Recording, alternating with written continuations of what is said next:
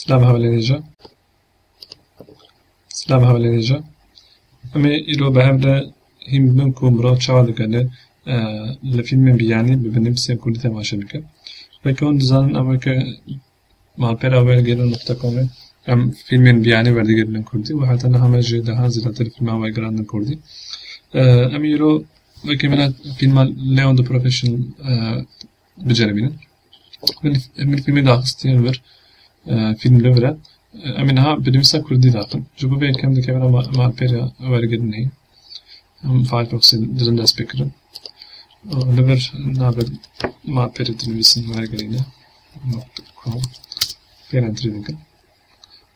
ما فعال بربو هم جبر بنویسا کردی داخل لورم فیلمی هد بجیرن نه و ام پیر بردکن بنویسا کردی داخل بایا بنویسا کردی هات بر نه بنویست آرشیوا زیپیده هم جی زیپیده دخن بایا بنویس لبره نه به فیلمه به ورجه پلیره بکن پیشی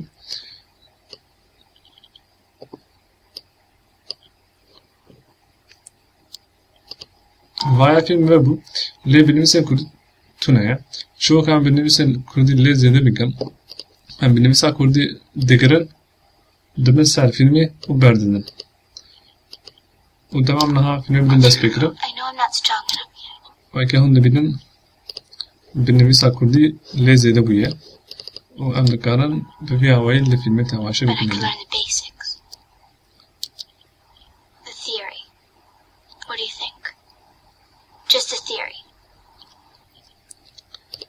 تماشا کردن به ورجه پلیر وسایه تماشا کردن به سمه پلیر جی دیسا به همان آواییه ام فیلمی نها به سمه پلیر بدیکن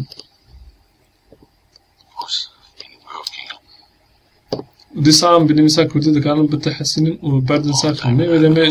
بنویسا کردی به خبر لیز تیزی دکرن لی گربه کد کردن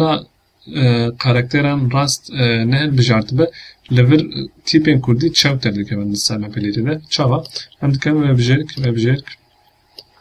lever lale çepe benimseye ve leverci kodkirina bixaber a benimisan heye ger mesela hum vebekin Türkiye ve demin benimseye kurdi ve kan dibin çav terdik hemen jibako benimseye kurdi rast terdik hemen دبیهون لبر دنا دبن بنویسه هون